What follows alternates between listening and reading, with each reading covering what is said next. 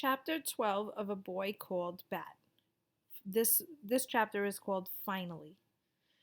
On Monday afternoon, after Miss Kiko rang the bell, Bat walked outside as fast as he could without running. Running was not allowed in the school hallway.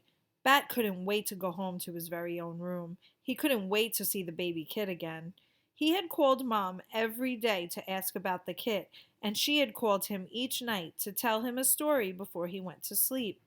But now, finally, he would get to see the kit and smell its fur and feed it with a dropper, and maybe Mom would even let him name the kit. He had thought all weekend about a good name, and he thought he finally had the perfect one. He couldn't wait to tell Mom. But Mom's burgundy station wagon wasn't in the line of waiting cars. Israel's mom was there in her tall blue van, and Jenny Pearson's grandmother was there in her little green bug. One by one, Bat watched his classmates climb into cars: blue cars, white cars, black cars, clean cars, and dirty cars. No mom car. Suddenly, Bat felt a hand on his shoulder. It was a man's hand with 3 silver rings. Mr. Grayson's hand. "Your mom must be running late, huh, Bat?" asked Mr. Grayson. Up close like this, Bat noticed a line of hard, short little hairs just sprouting above his teacher's upper lip. Was Mr. Grayson trying to grow a mustache? "Mr. Grayson," Bat said, "did you know that gorillas can catch human colds and other illnesses?" "Is that so?" said Mr. Grayson.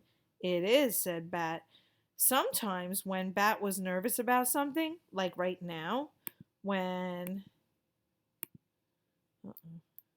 when he was nervous about where his mother was and why she was late, he thought about interesting animal facts. "Well, did you know," said Mr. Grayson, "that if you lift a kangaroo's tail off the ground, it can't hop?" "Yes," said Bat. "Doesn't everyone know that?" Mr. Grayson laughed. The stubby little hairs above his lip bobbed up and down. "Maybe so," he said. Bat considered whether he should tell Mr. Grayson that his mustache looked a lot like a caterpillar. But just then, Mom pulled up in her burgundy wagon. She waved and honked her normal 3 friendly honks. "There she is," said Mr. Grayson. "I know," said Bat. "I can see her."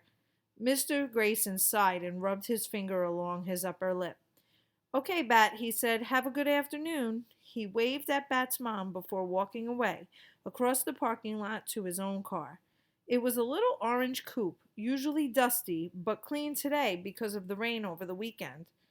Bat opened the back door of the station wagon and climbed in, slipping out of his backpack before he shut the door. "Hello, Bat," said Mom. "Hello," said Bat. He buckled his seatbelt. "You're late." "I know," Mom said. "I'm sorry." She turned around from the front seat to smile at him. "I missed you," she said. Then she turned back around and started driving toward home. "I missed you too," Bat said. "Dad made chili and wouldn't let me watch the Animal Channel because there was a basketball game, and Janie was busy all weekend practicing that song for her stupid play." Janie loved to sing and dance and act, and she was getting ready to audition for the role of Alice in Alice in Wonderland, her school spring play. "Is she getting good at the audition song?" Mom asked. "I don't know," Bat said. "How's the baby kit? Is he home? Is he at home?" "Yes," said Mom. "I set up an enclosure for him in the living room." "Like baby cat cake's enclosure?" "Not that big," Mom said. As they turned the corner onto their street, Plum Lane, Bat saw Janie up ahead on the sidewalk.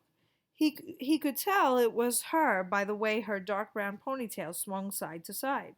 Her hair was thick and straight like a horse's tail, which was why Bat liked it, even though he would never tell Janie.